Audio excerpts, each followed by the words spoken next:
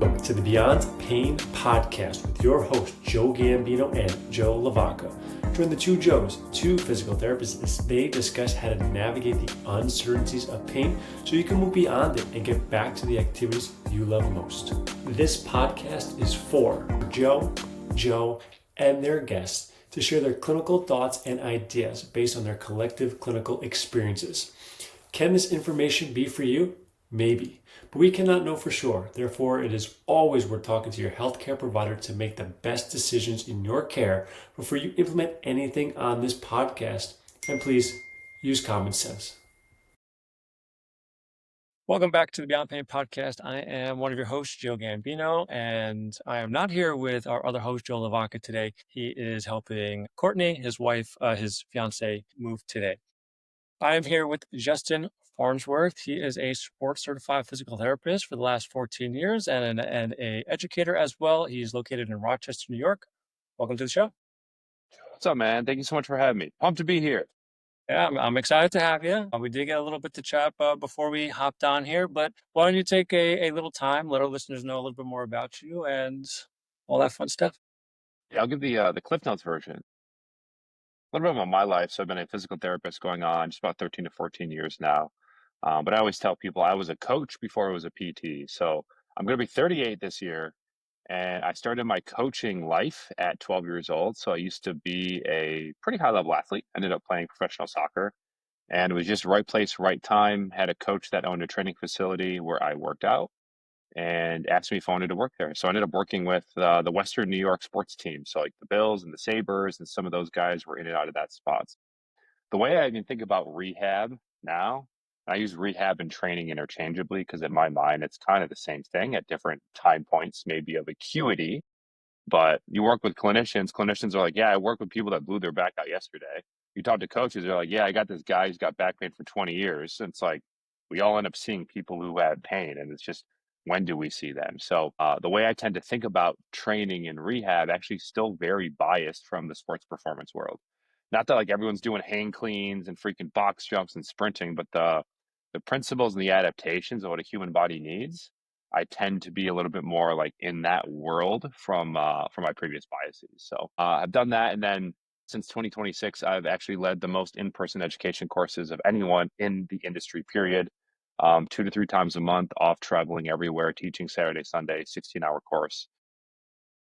And then that brings me to where I am now, which is I run my own online training business. So I work predominantly with coaches, rehab professionals, people that can execute an online programming delivery. And what I do inside of that also is provide heavy education so that the clients I work with can downstream the knowledge down to their clients. Because ultimately, end of the day, man, all of us are in pain. All of us have a thing, and all of us need some customization and tweakability around what we do. So I predominantly run that. And then I have 2 courses that I run in person. One is called Programming Around Pain. Basically, my way to help coaches think more clinically, not to diagnose, not to treat, but to realize every one of their clients is a pain point. How can we be more successful to utilize exercise as medicine, keep people exercising and moving? When the fact of the matter is most of America doesn't exercise or move, unfortunately. And then I have another course launching called Rehab Rebuilt, which is a way to help clinicians think a little bit more like coaches. So filling in the gaps of all the stuff we all know, we complain about, we never got in school. I'm not sure about you, man, but like no one in school ever taught me how to squat. It's wild. No, I don't even think we used the word deadlift once. Like, Yeah, I I mean, would say that's I accurate. could tell you attachment of every rotator cuff muscle, and like that's cool. And then you go work with real people, and you're like, all right, well, like that's like foundational stuff. I need to know it to pass the boards. But man, no one cares where the infraspinatus attaches to help me actually solve someone's shoulder pain. It doesn't work. So it's to help kind of meld that word a little bit too. Yeah, I would say, I mean, I love that. I would say one of the biggest things, and I'm very similar with you. My mind is more, I'm biased more towards the strength world, the fitness world. My background was, I was a personal trainer. Before that, I worked in strength and conditioning at the college level for a while, all before I got my PT license. So I think we are very much on the same page with. I think that that experience like really shaped what I do, how I coach, and made life easier for me to process and you know implement physical therapy stuff that I did learn in school. So I think it was a huge advantage for me in a sense when I got in there from an application standpoint. I do have a couple of questions for you, but we do have one question that we ask everybody at the top of the show since we do have a loose coffee theme here. So my question to you is, how do you take your coffee? That'd Black, be the hardest question I ask you today. black, a little bit of cream, Okay. and heavy. I'm an espresso guy. I can't Okay. tell you the last time I actually had coffee. So we got an espresso machine here in the kitchen. That's my go-to. That with like a little bit of like foam on top. Perfect. Perfect. That's nice and How do you simple. take your coffee? I am a coffee black if I'm going hot, or I'm like an iced latte guy. Yeah, iced lattes are mine. I'm much more on the ice. So give me a cold brew black or give me an iced latte, and I'm good to go. The only thing about the iced lattes is you just can't, like when you go to Starbucks and get an iced latte, you literally have to be like, yo, don't put any ice in there. Or like just put a few because it just waters it down and then you're just drinking caffeinated water like by the end. And it's The not good. biggest hack I've learned is get your ice on the side. That was the biggest hack I've learned. Okay, I'll take an iced latte with ice on the side, Yeah, please. yeah, exactly. All right, man. So we always ask this question as well for people is, what is your experience with pain? And based on that, how has it shaped what you do, how you educate, and how you work? Yeah, my personal experience. Yeah. Correct. Oh, man. I'll tell you the biggest thing that I think has shaped my personal experience with pain. So when I was, I mean, I don't know, it was like 27, maybe 28. I mean, I'd had already 15 years of training underneath my belt. And I remember I was at a Crunch Fitness in Hoboken, New Jersey, where my wife and I lived at the time, and we worked in New York City. And I was doing a straight bar deadlift, and I felt a thing in my back that I'm sure a lot of people have felt over their life. And it was the ultimate, like, oh shit moment. Like, did I just blow a disc? You have that like moment of fear. You feel your back. I actually couldn't stand up, and I couldn't even I couldn't even sit comfortably for more than like 3 minutes for about a year and a half. And kudos to like my job. Um, Thankfully, I didn't have a desk job. I was a physical therapist treating full-time patients. I lived in the most walkable city in probably the world. Like you're walking everywhere. And at that time, I found a few really intelligently put together programs from some coaches that were very, like, we'll call them spine friendly on their setups. It doesn't mean we're just sitting on machines, but just how you use specific setups actually worked really well for your back, didn't have it hurt, and allowed you to still push load pretty heavy. And I lived a year and a half of just like this really debilitating back pain. Thankfully, nothing down my legs, but just it hurt. Mhm. Never got it checked out. Couldn't sit comfortably for more than 3 minutes. But the more I moved, guess what? The better it felt. And I just think it's interesting. And it's always hard to empathize with people in pain. Like I haven't experienced what you experienced because pain isn't just the thing that happened, right? How many factors influence someone's pain experience?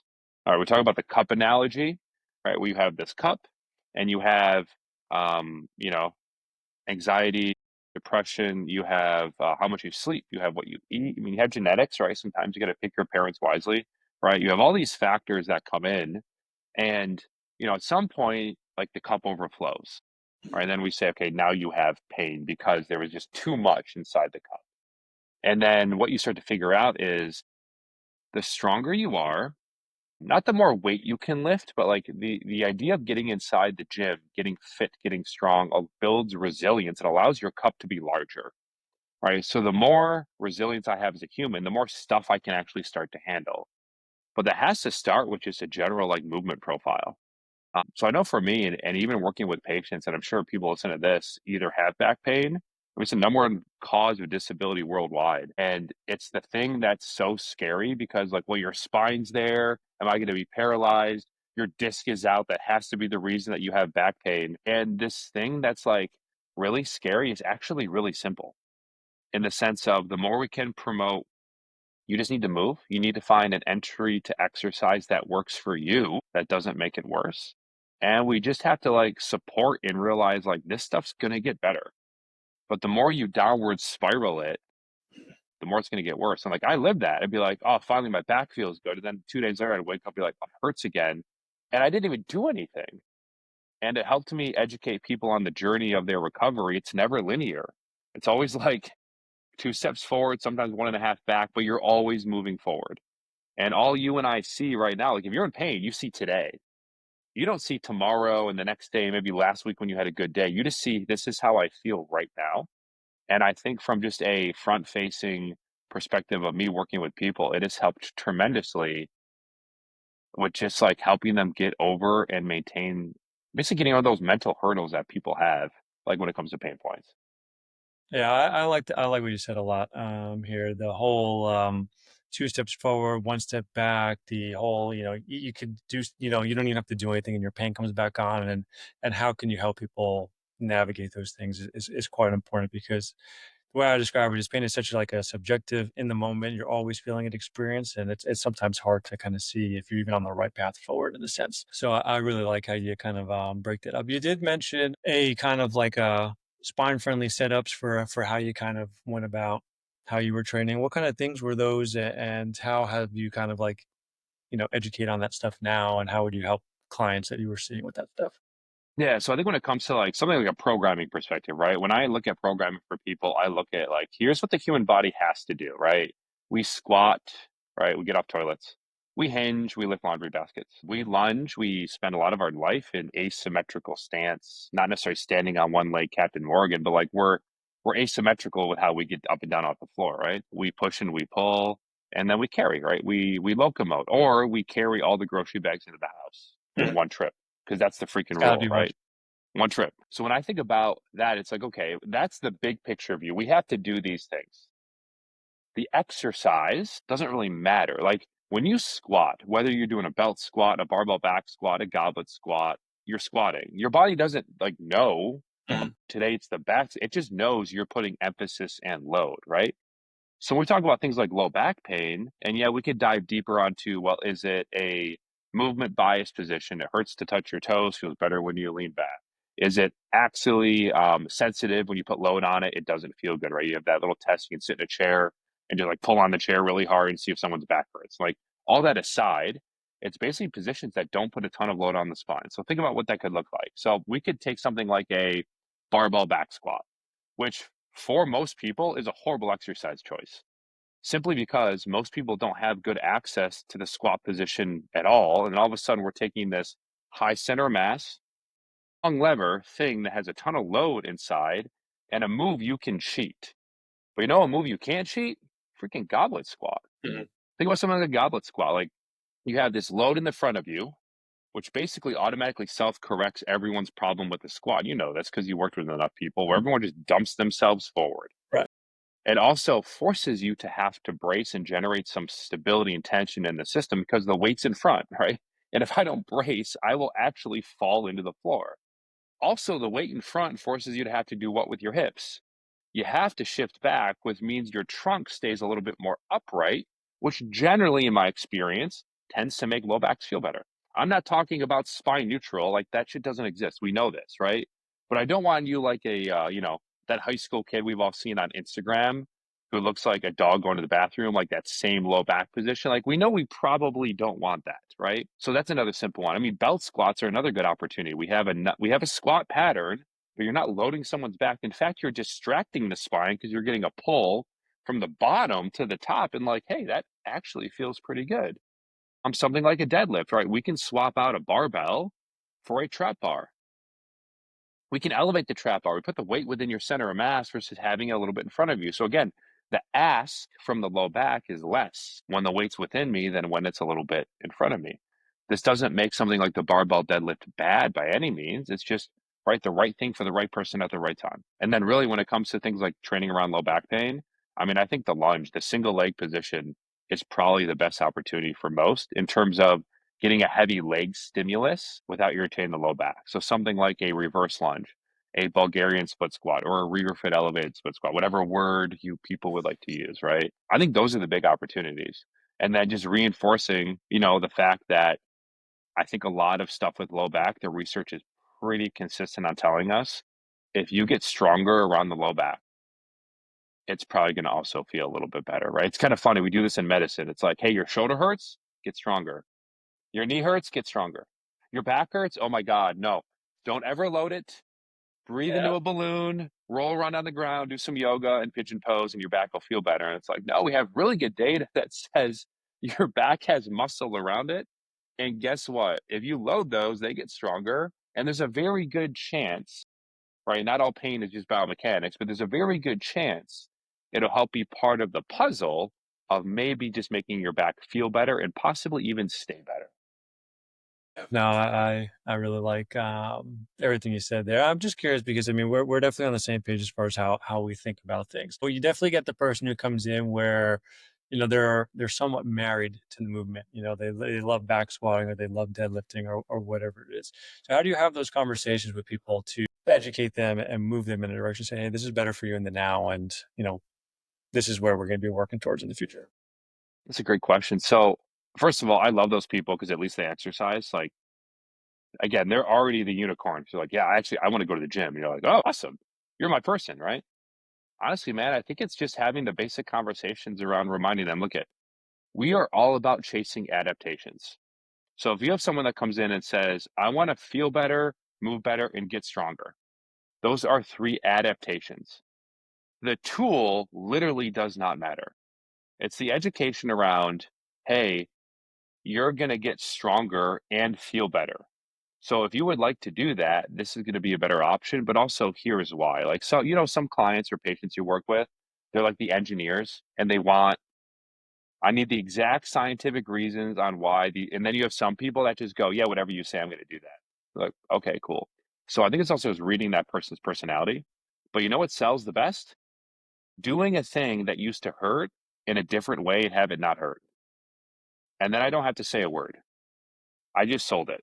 And they're like, oh, that felt really good. So I think from a clinician perspective, it's just finding their entry point.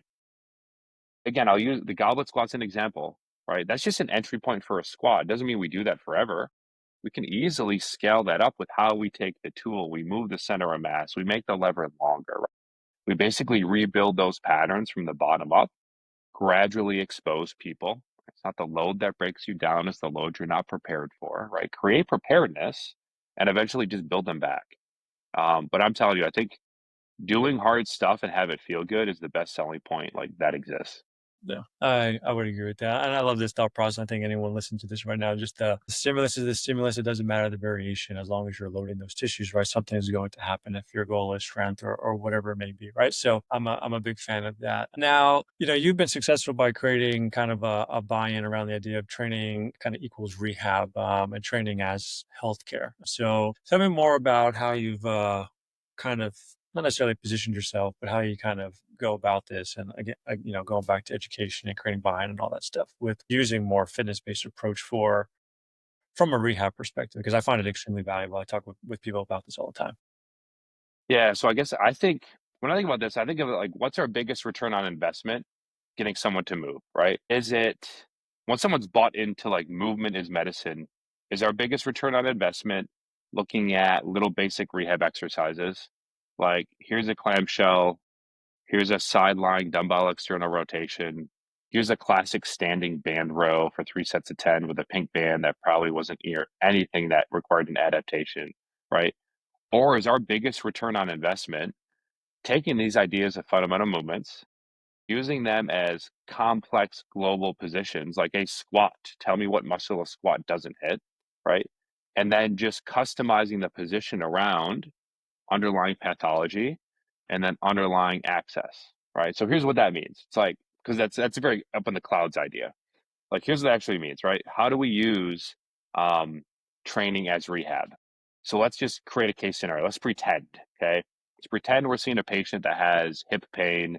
They got some underlying FAI and they have a diagnosed labral tear, which I have one. Like a lot of people have them if you played sports, and it's this thing that doesn't always predict pain. Okay, fine, cool. And then all we do is take a position. Let's use the squat as an example. It's very common for people that have hip pain to have issues going deep onto a squat. Usually it causes the hip to pinch. So the old school model would be to say, okay, we're not going to squat. You scored a 0 on your squat. Therefore, we're not allowed to do it.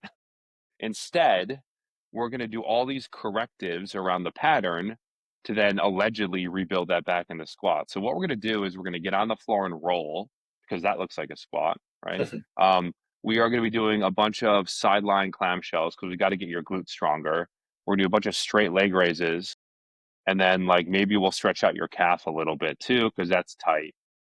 And then eventually in 6 weeks, I'm going to allow you to maybe try a body weight squat again. That's like your typical, when you're a new clinician, that's kind of what you learn, right? You break it down and then you try to rebuild those individual pieces. And then finally, let's recheck the thing that hurt. Okay, now go with me. What if we just took the thing that hurt, coached it better, found a better position that they can do right now, and then give that position that doesn't hurt load? And all of a sudden, I'm working on all the components at once in one global pattern that's going to give me a bigger return on investment. So, for example, right, you'll find this very commonly. People that have hip impingement, generally, not all the time, right? We have to speak in generalizations because everyone's a unique individual, right? Generally, they tend to lack a little bit of internal rotation of their hip. That'd be fair. If I lack internal rotation of my hip, the more I try to flex my hip, the more I'm not going to be able to because IR and flexion go together, right? But everyone comes in and squats the same way. They're like, I'm going to squat this way because this is what the textbook said and it hurts my hip, so squatting's bad for me. It's like, no. What if we just realize that maybe the hip impingement side has to be a little bit forward, a little bit rotated open relative to this because your anatomy's different on your right versus your left. And now all of a sudden they're in front of you squatting with a 35-pound kettlebell. And they're like, oh, my hip feels great. I know it's a very long explanation, but like that's how you use training as rehab. Now you walk into the clinic and you're like, oh, these people are squatting and hinging and lunging. And by the way, that's like their foot's on the ground. And look at a stronger muscle in isolation is still a stronger muscle, right? It's our job as clinicians and coaches to reintegrate that into a functional pattern. But if you just start with the functional pattern and coach it better, all of a sudden we're not doing 4 sets of 10 of all this corrective exercise that's neither corrective nor exercise. We're actually just using the big fundamental pattern and loading it and getting those adaptations we want. And like that is how training equals rehab. It's the same thing, just customized around pathology.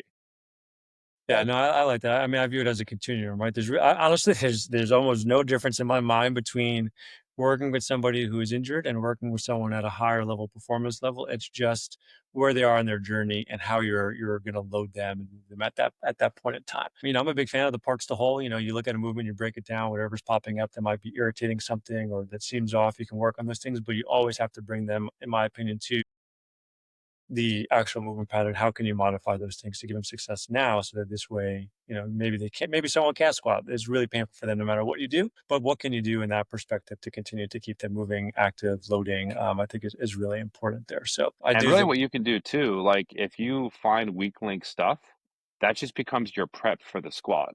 Like that doesn't become the session. Exactly. Like the clamshells, the ankle stretch, whatever. I mean, I can tell you right now, you've worked with enough people, I've worked with enough people. There's a position everyone can squat in. We just have to find it. Even if it's the highest freaking box squat someone's ever done. Exactly. But then what do? You just supplement with single leg work to still get them into deeper ranges of motion without their pelvis being locked, right? Because now there's more degrees of freedom and we can like angle the front and the back legs a little bit more. Like we have options. Right. Exactly. You said it perfectly there. There's nothing else extra I have to add here. With that, say you have somebody, they start feeling better, and they say, hey, where do things kind of go from there? What kind of guidelines do you really have around health and fitness for people?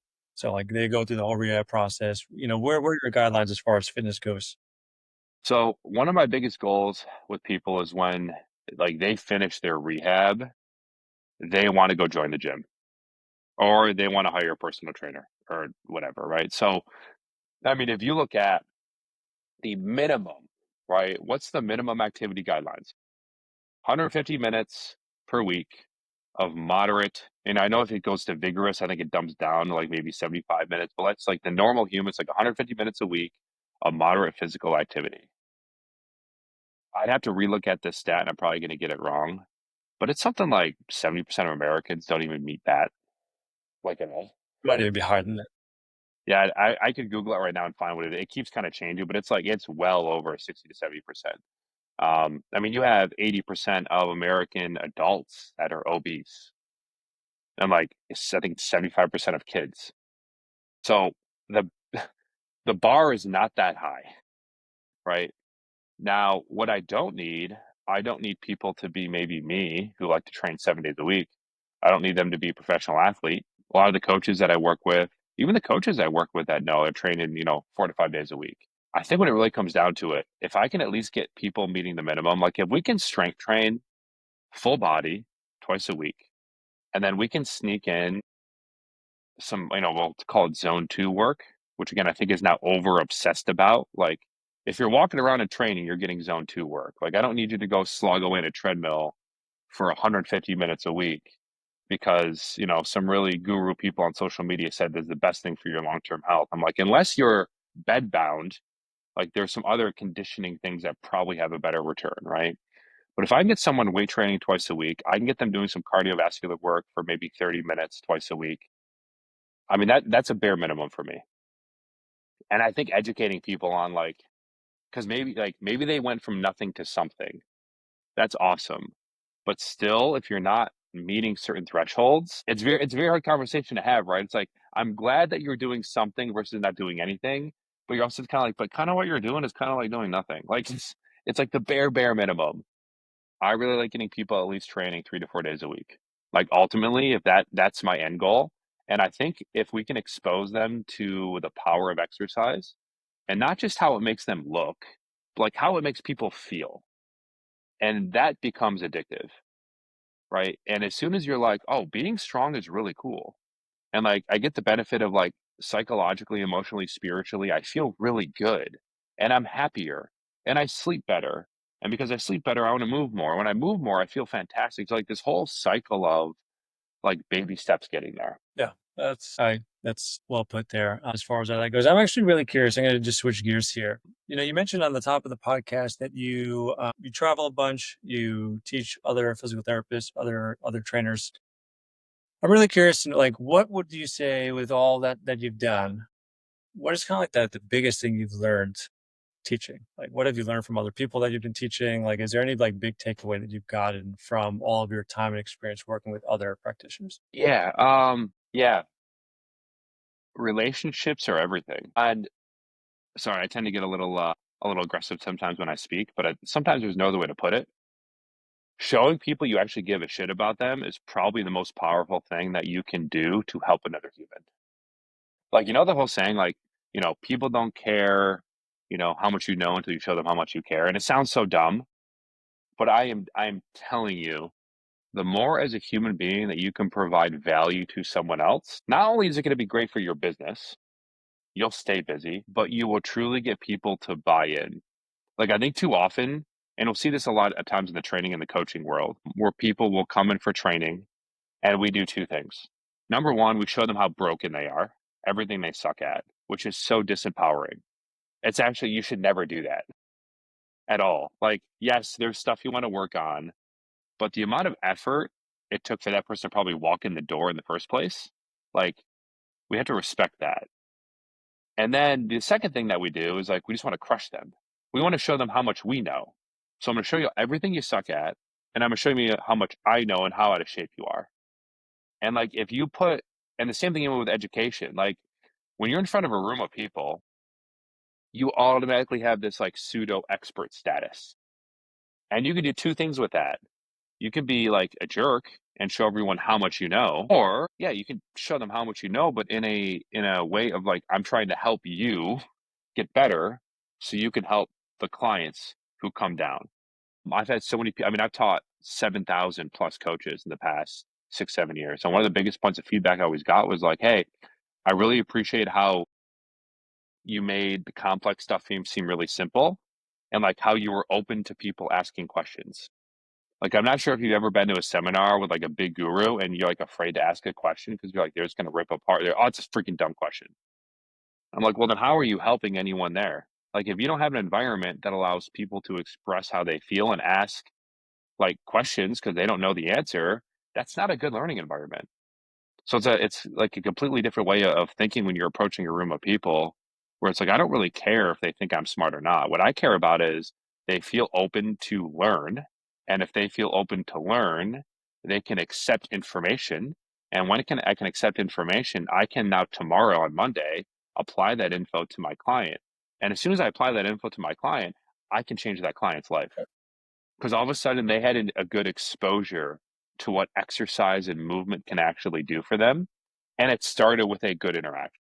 Yeah, no, I love that. Joe and I talk, I don't even know how many times in this podcast about how, just having a good relationship and trust between you and the person that you're working with can really just make or break, how much you can actually help that person, right? Because if they don't trust you, don't like you, you're not really going to be able to, I think, even believe that you can help them at the end of the day. So I like that. I really love this concept of what you said about how we can make people, look broke and talk about all the things that they don't do correctly. So what are ways that you, at least when you were working with people, or how do you teach other physical therapists to go about flipping that script and allowing them to have a better conversation, build a better relationship with clients? That question. And I'll make fun of yeah. So the last thing you want to do is have a patient come in and go, yo, here's all your zeros, and here's why you can't exercise. And here's how you feel broken and fragile. So if you look at some of the research around outcomes in physical therapy, it was 3 articles, and I think there was a systematic review. And don't ask me to name the authors because like I can't freaking remember. So Sure. maybe I'm making this up. I don't Right. know. But LaVacca there's a at great it at a will. yeah, there's a great article that talked about basically the patient practitioner relationship and trust being the largest predictor of an outcome in physical therapy, good or bad. So when I teach them, like, it doesn't even matter the stuff you do. It literally doesn't matter until you get the patient to buy in. And the way you don't get them to buy in is being like, yo, Joe, your squat freaking sucks. Like, your back hurts because your core is weak, obviously. I don't even know how you didn't explode walking into my building. And I have heard, and like, we use that as a way to fear people into signing up and showing up, but that doesn't create trust. The biggest thing you can do is like, all right, what's the hardest thing you can do well today? And like, let's just do that because exercise has a lot of redundancy. Like, if you can squat, there's a better chance your hinge is going to get like a touch bit stronger. There's a good chance you're going to sweat a little bit. There's a good chance you're going to get like all the highs of what exercise feels like. So I know for me, it's like, yes, as a clinician, it's like I need to diagnose patient first time. I need to educate them on what it is. I need to show them the opportunities that we have to help them improve. But also, why can't we just like move and exercise and sweat and not necessarily have it to be obsessively targeted towards the stuff that they really suck at? But when you use big patterns, like imagine this, right? If you got someone that has, I don't know, give me a diagnosis of the lower body, something, right? And you have them squat, like what diagnosis on the lower body could you justify using a squat in? Oh, all of them? Okay, cool. So it's like you have this thing where it's like we can use big fundamental patterns to rebuild function, but also just to like start loading a little bit. That's how I've always tended to approach it. But I think, I mean, I hate being that guy that's like language is the thing that matters the most, but how we frame it kind of matters. It's not, it's not here are your dysfunctions, here are your freaking zeros. Here's this screen I ran that I'm going to run on you. And by the way, we're never going to run this again. It's just for me to show you how much you stink at stuff. It's like, no, like, here's the opportunities we have. I think your hip, it might be painful because of these things, but frankly, a lot of times we can't tell you. But I know for a fact that we start exercising and moving and finding positions you can do it in and feel good, your hip's going to feel better. And by the way, you're going to get jacked and tanned. Like, let's go. Exactly. No, I love that. I think one of the biggest things I've learned is the way you say something can really have a huge impact on how somebody accepts it, perceives it, things like that. If we took like just like someone had disc degeneration, you just said to somebody, hey, you have this disc degeneration that's happening and you should never squat again, right? Someone's going to take that a very different way. If you said, hey, sure, this stuff popped up on an MRI, but let's go squat and see what you can do, right? Like, I think those are two very different things. Like, you can still give the education around the diagnosis and what they may look like long term. I mean, for us, I think we both know that those things that pop up on MRIs are kind of normal things that happen as we age, not necessarily something that's necessarily bad. But the way that you say, hey, look, you can still do these things. You go take them into the gym, or you get them moving a little bit, and you show them that they can move. And especially if someone's fearful, like especially if someone's been for a long time, they're afraid to move, and you start to show them, hey, look, you can do this, you can do that. I think that buy-in becomes much higher, and it starts to allow them to give themselves permission to move a little bit more, do a little bit more, and kind of go down that pattern. Yeah, you hard to say they can do well, just do it. Show them what you can, load it, have them sweat, and all of a sudden, like, it's like the car brake, it just gets turned off. And it's just like, and that's where, like, even with interventions, man, with a lot of people, I don't think they need to be super specific. Like, for people that haven't moved at all, it probably doesn't actually matter what you do. You just have to, as long as it doesn't hurt and they're getting an appropriate level of muscle soreness, awesome, Right. right? And let It's me the ask same you thing here. like with, Go same ahead. thing with joint mobilizations, right? Remember we all learned, well, if Mhm. it's stuck this way, you have to push it that way. And then you go take all these mulligan classes or whatever else, and you're like, yeah, if it doesn't work that way, just push it the other way. Okay, so it actually doesn't matter. Cool. Right. Good to know. Yeah, Glad you I just glad I do something memorized. until you get a positive test Yeah, out. glad we memorized all those freaking concave convex rules in grad school. Yeah, really happy about that. Yeah, fun, right? I'm going to ask you here because we talked a bunch about like finding the pain-free movement, the pain-free pattern. Let's get them moving into something. But when it comes to pain, how are you navigating when that stuff happens? How much pain do you allow to happen before you're saying, no, maybe we should definitely modify this, or maybe we should keep this in and test it out? Love that question. And there's a little bit dependency. Like, are we loading tendons? Are we loading stuff like, because tendon rehab, we're allowed to maybe let it get up a little bit. So I'm just gonna take that and throw it off the table. Just like pretend we're not talking about that. All right.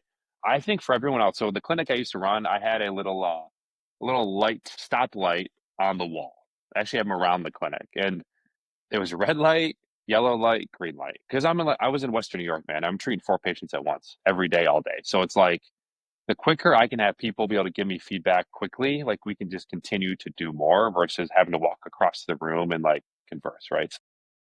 Inside there, green light was 0 to 4. These are just pain scale numbers, right? So I'm like, so I would educate people on what these lights meant. And when you see them, it's just a reminder. Your yellow light, right? Yellow doesn't mean stop, right? It just means proceed cautiously. It was like a 5 to 6. A red light was a 7 to 10. So when I look at those, it's like, yes, having a little bit of pain when you move is actually fine. In fact, it's probably expected. If you have a pain point and you're moving and you don't feel that pain point, you're probably just not alive. Mhm. The concept of pain free doesn't exist. And I think as soon as we start understanding that pain free doesn't exist, people can make more progress. Because if the goal isn't always a 0 out of 10 at all times, there's another parking brake that kind of gets turned off. I don't want you at a freaking 7, like needing to pop Advil, but if we can remove the barrier of this has to be pain free, I think it should just be like, yo, if we're at a 0 to 4, it's green light. This is all go, right? And then I think also what matters is what's their response in the first 24 to 48 hours.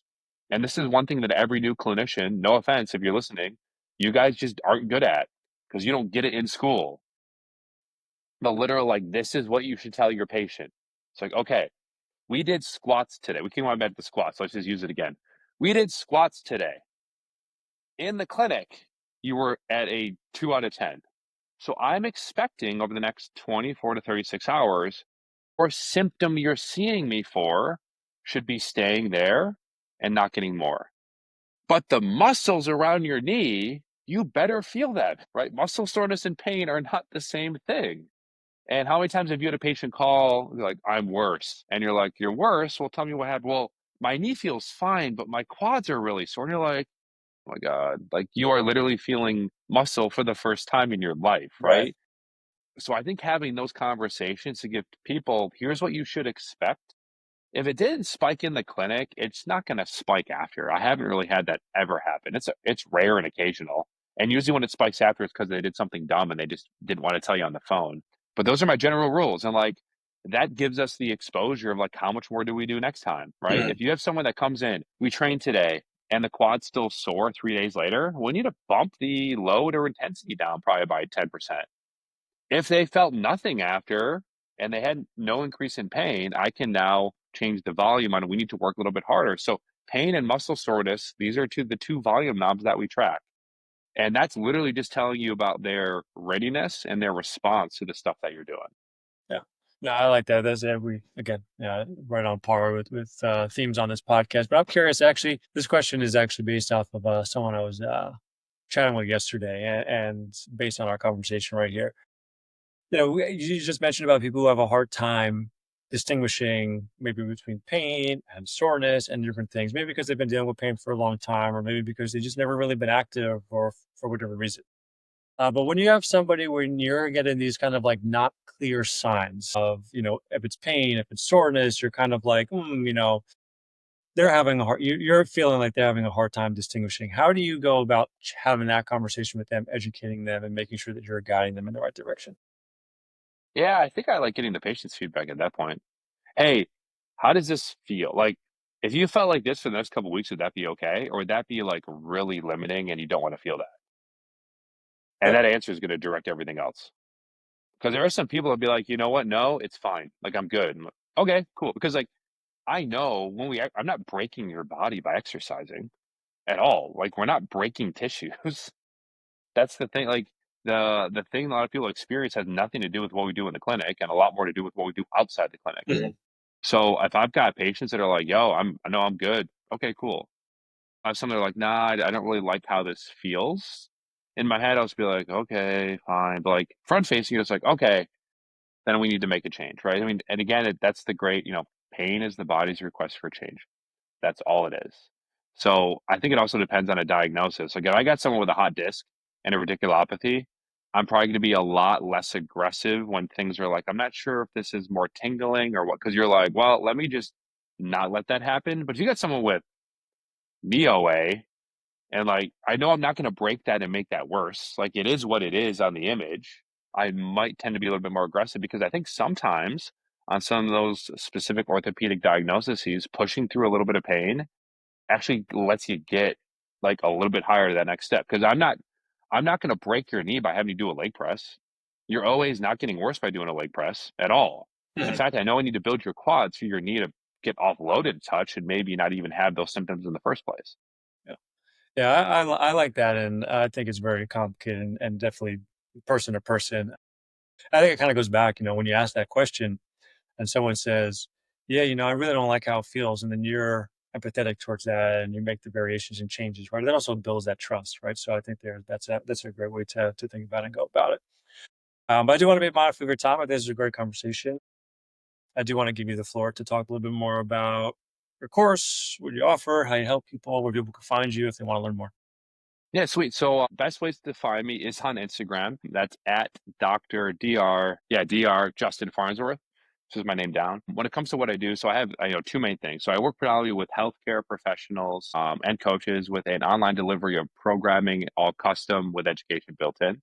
And the other bigger thing I do is again I have a course called Programming Around Pain, and another course called Rehab Rebuilt. The Rehab one isn't public facing yet, but hoping to get that into New York City probably next April. The Programming Around Pain course, I'll be running here twice a month, probably through next April. So I will be in, I mean, shoot, I'm going Louisville, Kentucky, Detroit in August. We're going to have Boston and New York City, going to be in September. October will be Tucson, Arizona, Albany, New York, that I'll drive to right from here. November will be Bay Area, and that'll be hitting Chicago, potentially Pennsylvania, Portland, Maine. So all that stuff, there's a little link on my Instagram that'll pop you through that. It's 2 days. It's not 16 hours because people start falling asleep at hour 6. So I taught enough. I'm just like 16 is kind of a lot over 2 days. So it's about 6 to 6.5 hours. And really what the course is about, it's four big things. Number one, it is a discussion on programming. Whether you're a coach, whether you're a clinician, whether you're just a regular human, one thing that most education systems don't give you is how to program. Like it's 3 by 10, 5 by 5, and like that's kind of all you get. So we're going to have a discussion around how do we fit in all the patterns and how do we fit in all the characteristics that humans need, right? How to be athletic, mobility, conditioning, strength, hypertrophy, um, all those aspects. And if I'm a coach, it's like I got to figure out how to do that in a client coming in twice a week. That's what most coaches see, right? his clients twice a week. Same thing with a clinician, usually 2 times a week for 6 weeks, right? For most insurance models, at least. So it's a discussion on how to do that. And then we dive in specifically on the 4 most common areas that people complain: hip, shoulder, low back, and knee. And we have sections of basically what I just talked about. How to say, no, no, no, we're not going to squat, it's bad for your knee. And instead, find the perfect position based on an intake that allows you to find their best output onto a squat pattern. So we have, yes, I try not to talk too much, but it's going to be about 60% lab work, hands-on. We work with people in real time. You can't learn real-time skills on a computer or from a textbook. You have to be with real people in real time. So a lot of lab work, ton of takeaways, ton of resources. The feedback I've gotten from it so far has been, selfishly, really, really good. But biggest thing is like usable systems you can apply, patient, client, come Monday, and feel confident in it. Mhm. Yeah, yeah, I love that. All right, man. Well, thank you again for your time and hopping on the podcast. I'm sorry Joe wasn't here; he missed out. Podcast might be a little bit better without him. We'll find out.